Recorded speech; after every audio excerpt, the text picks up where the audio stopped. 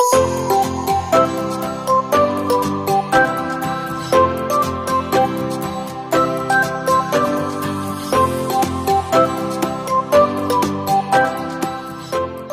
tentu kita perlu memberikan stimulasi yang lengkap kepada anak. Pertama, dari yang paling dasar pada masa muda adalah rasa aman secara psikologis, secara emosional, yaitu adanya kelekatan atau attachment yang yang aman, yang konsisten, yang tanggap dan responsif kepada anak, gitu ya. Bagaimana menanggapi anak dengan hangat, dengan konsisten, dengan pasti gitu ya. Kemudian juga ada komunikasi ya, baik verbal maupun non-verbal yang baik gitu antara anak dengan orang tua gitu ya. Itu akan membantu anak memiliki dasar yang aman untuk dia mengeksplorasi nantinya kalau dia misalnya sekolah gitu. Kemudian yang kedua, tentu kita menstimulasi kemampuan bantu dirinya gitu ya.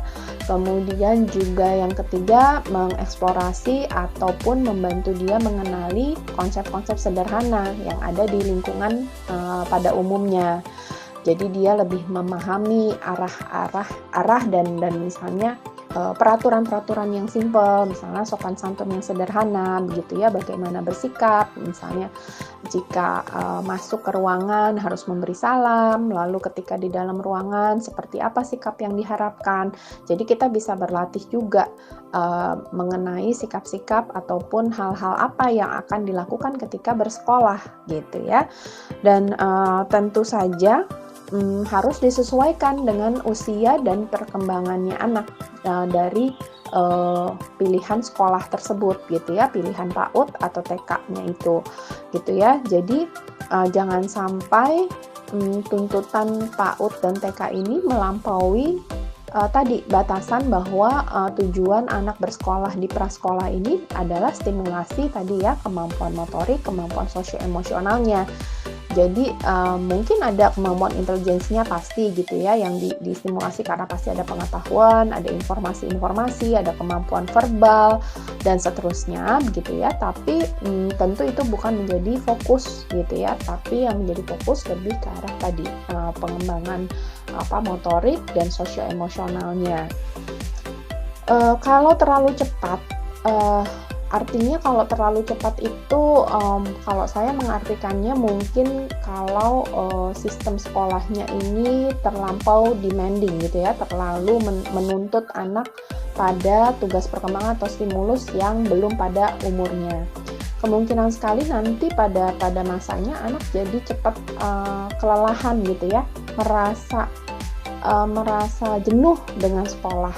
Kemudian bisa ada stres juga ya, tekanan pada anak, stres secara psikologis yang mana mungkin dampaknya bisa ke macam-macam gitu ya, bisa ke emosinya, bisa ke kemampuan dia, sikap belajarnya dia gitu ya, yang nantinya akan mempengaruhi ke jangka panjang.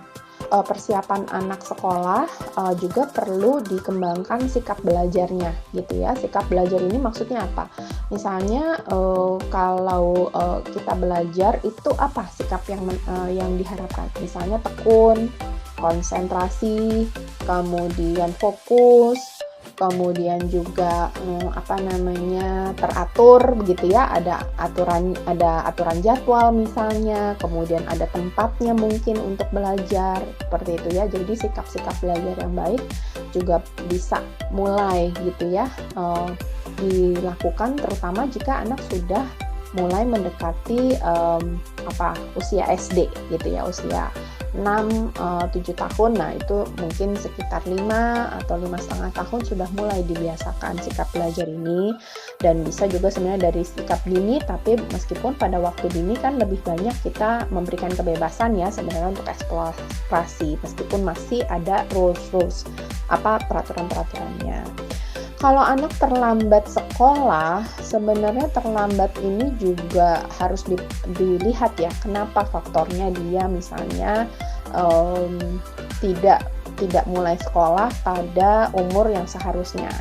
Nah, itu kita harus perhatikan dan harus mempersiapkan dia juga gitu ya, supaya dia tetap bisa nyaman dan adaptif untuk menghadapi proses sekolahnya.